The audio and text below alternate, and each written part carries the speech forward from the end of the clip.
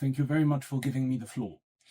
Your Excellency, Dr. Manssour Bin State Minister of Innovation and Technology of Ethiopia, Honorable Dr. Rita Besuneth, Director of the UNESCO Liaison Office to UNECA, the AU, and representative to Ethiopia.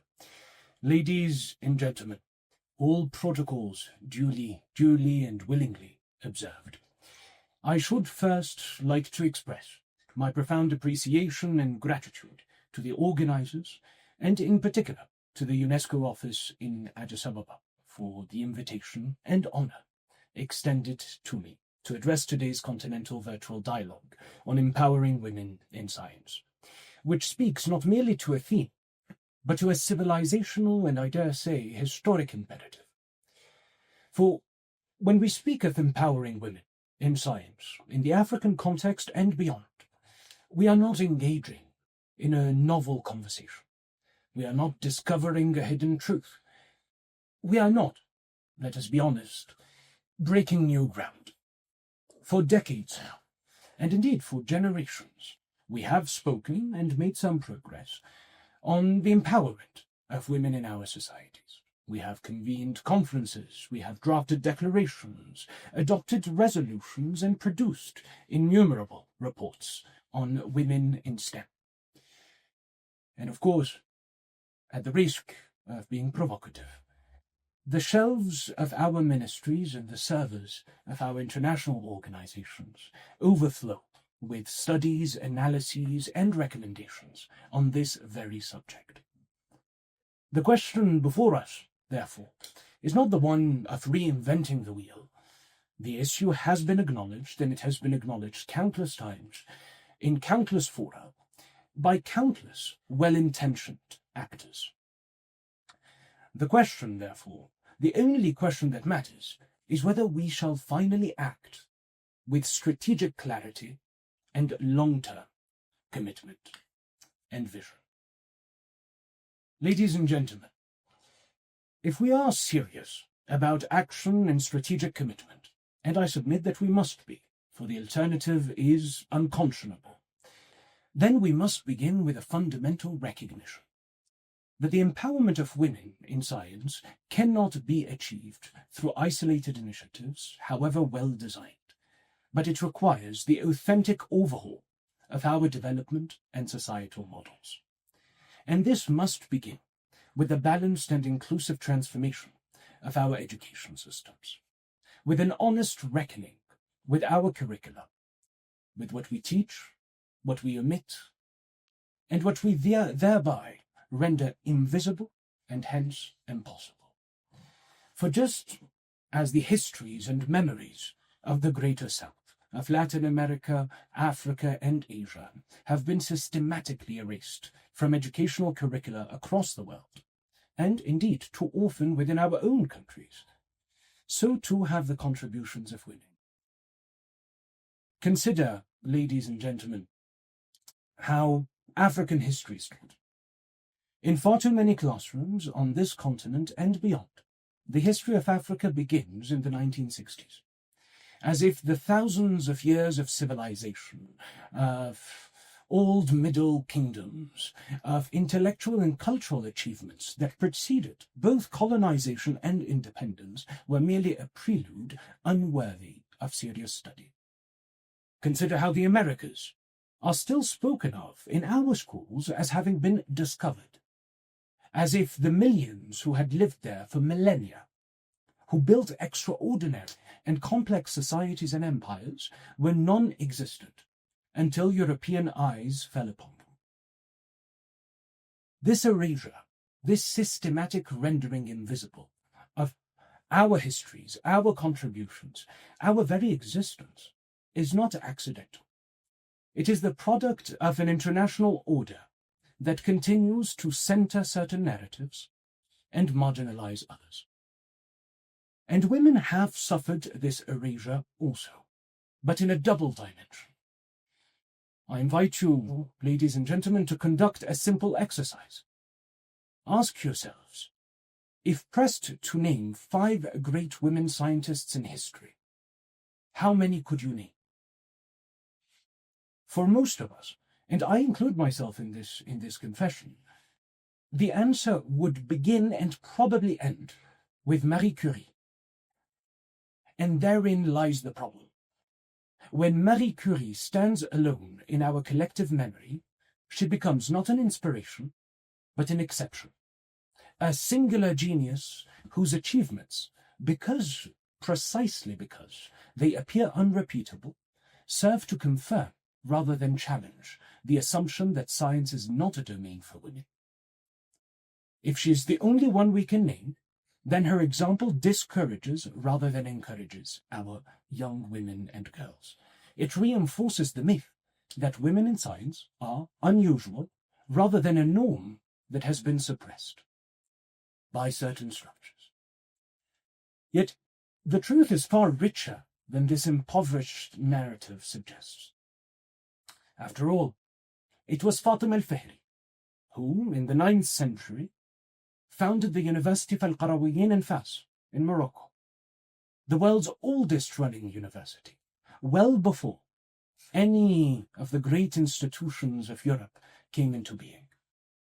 It was Mirit Ptah of ancient Egypt, who nearly 5,000 years ago served as chief physician, the first woman doctor, and in fact in any STEM subject, recorded in history, millennia before European scientific traditions even existed.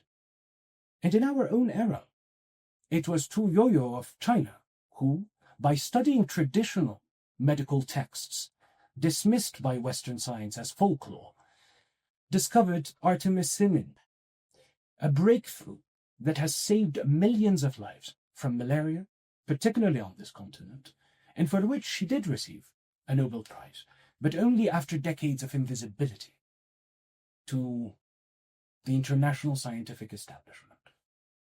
And these women, ladies and gentlemen, and countless others whose names have been lost to an erasure that we must now reverse, were not exceptions. They were expressions of a human capacity for scientific achievement that knows no gender. And we must, therefore, as a matter of urgent necessity, revisit our historical narratives. We must weave the contributions, the historic contributions over millennia of women to global civilization back into the fabric of our curricula, and not as a separate chapter, not as an addendum or an afterthought, but as an integral part of the story of human knowledge. For a history that excludes half of humanity is not history at all. It is mythology in the service of exclusion. Ladies and gentlemen, this leads me to a second imperative out of 3, so in order as not to confer my reputation as an interminable speaker. This leads me to a second imperative: the need to embed the dimension of gender in all its intersectional complexity into existing initiatives, rather than continuing to multiply sectoral gender programs that operate in isolation from the broader work of educational, scientific, and development transformation. For too long, we have treated gender as a separate stream, a parallel track, running alongside but never truly intersecting with the main currents of educational reform and transformation, scientific development, and institutional transformation. We have created, yes, and legitimately and rightly so, gender units and women's programs, appointed focal points, and drafted action plans, all whilst leaving the fundamental structures, the underlying dynamics of the broader systems that have generated that injustice untouched. And this approach, however well-intentioned, is insufficient. The issue of gender is not a sectoral concern to be addressed by only a dedicated office, whilst the rest of any given institution proceeds unchanged. It is a complex, multidimensional, and intersectional issue, touching on class, on geography, on ethnicity, on every axis along which human beings are positioned differently in relation to power and opportunity. It must, therefore, be treated holistically. Gender must be woven into the very fabric of our educational planning, our curriculum development, our teacher training, our research funding mechanisms, and indeed our institutional governance models. It must cease to be an add-on and become instead an integral dimension of how we conceive, design, and implement every initiative of development. Ladies and gentlemen, the third and final of the imperatives that I must place before you concerns the very foundations of knowledge itself, if we are to empower women in science. For we must question rigorously and honestly the Eurocentric epistemologies that continue to dominate our understanding of what counts as science, what constitutes valid and legitimate knowledge, and whose ways of knowing are deemed worthy of recognition. And in this is, I do not call to reject the achievements of modern science. Far from it, that would be foolish. But it is rather a recognition that the knowledge systems that emerged from Europe and came to global dominance through colonial expansion are not the only valid ways of understanding the world, and that their claim to universality has too often served to delegitimize and suppress other forms of knowledge. As I was mentioning earlier, a concrete example in the fight against malaria has been traditional Chinese medicine. And we must, therefore, work towards the reintegration of endogenous knowledge, the systems developed by our peoples over millennia, knowledge that is held in our rural communities, in our traditional practices, in the wisdom of our elders. And, to be clear, a significant portion of this endogenous knowledge has been carried, preserved, and transmitted by women. Women healers, women farmers, women custodians of botanical and ecological wisdom. The reintegration of this knowledge in the dialogue of ideas and of development is thus not only an act of epistemic justice, it is also a form of inclusion. An inclusion of our peoples, of our rural communities, of our traditional knowledge holders, of the women who have been marginalized, both by gender and the hierarchy of knowledge systems. This said and ratified, I must, however, add a note of caution. We must pursue this reintegration, this renewal of dialogue amongst knowledges without romanticizing endogenous knowledge, without treating it as inherently pure or unproblematic simply because it is ours. All knowledge systems, including our own, must be subject to critical examination. The goal here is not to replace one form of dogma with another, but to create the conditions for a genuine dialogue amongst diverse ways of knowing, a dialogue from which a richer, more complete understanding of the world may emerge, and the building of a true universality. And it is in this spirit, to conclude, Excellencies, ladies and gentlemen, that I invite all of you, and through you, of course, your institutions, your governments, your networks, your communities, to participate in two initiatives that the Organization of Southern Cooperation shall be convening in the upcoming year. The first is the Greater South Fair for Endogenous Technologies, GRESFET.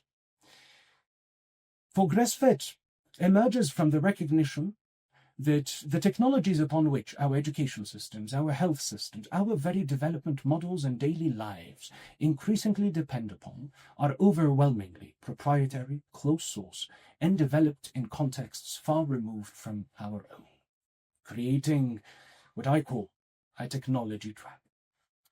And therefore, GRESFET serves in its second edition that will be held next year as a platform for showcasing, exchanging, celebrating, and catalyzing technologies developed from within our countries that are contextual, privacy-centered, open source. And in this regard, we are determined, resolutely, unambiguously, and without compromise, that women scientists, women technologists, women innovators, women entrepreneurs will not just be a marginal presence at GRESFET, but central to its conception, its programming, its deliberations, and its outcomes.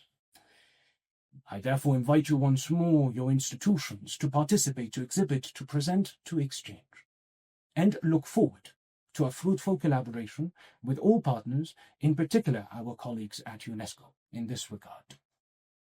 The second initiative, as I reach, truly, I know I have already said that I'm reaching a conclusion 3 times, but we are from the south, and I always say that 5 minutes this is an Arab 5 minutes, but I am also almost there. The second initiative, ladies and gentlemen, to which I invite you, jokes aside, is the Fatima al-Fihri Award, which is named in honor of the visionary founder and pioneer of Al-Qarawiyyin, the University of Al-Qarawiyyin that I was mentioning earlier. A woman whose legacy has illuminated humanity for over a millennium, whose contribution to the advancement of knowledge predates the very institutions that now presume to set standards of academic excellence. And this award will recognize outstanding contributions by women of the Greater South to the advancement of science, technology, education, and innovation. And in this regard, we invite nominations from across the African continent and from throughout the Greater South. We invite universities, research institutions, scientific associations, and civil society organizations to partner with us in identifying and celebrating the extraordinary women whose contributions have for too long remained invisible to the international scientific community and supporting their future endeavors. Ladies and gentlemen, I am conscious, acutely conscious, as my final word, of the fact that eloquent words, however sincerely delivered, do not by themselves transform reality. Speeches do not build laboratories, declarations do not train teachers, and invocations of solidarity do not, on their own, dismantle the structures of exclusion that have been centuries in the making. But words can clarify purpose. They can articulate commitment, and they can, when matched with action, serve as the compass by which we navigate the difficult terrain ahead. The OSC cannot accomplish this transformation alone. No single organization, no single government, no single institution, however well-resourced or well-intentioned, can. But together, through the patient building of solidarity, through the tireless confederation of our efforts, through the stubborn refusal to accept that the injustices of the present must condition the future, we can give birth to a world in which the daughters of Africa, of our Greater South, and the world over, take their rightful place at the vanguard of human scientific achievement. And this is our unwavering, intransigent determination. The clock is ticking, ladies and gentlemen, and history is merciless in its judgment. Let us not be found wanting as a collective. And I thank you very much and wish you fruitful deliberations.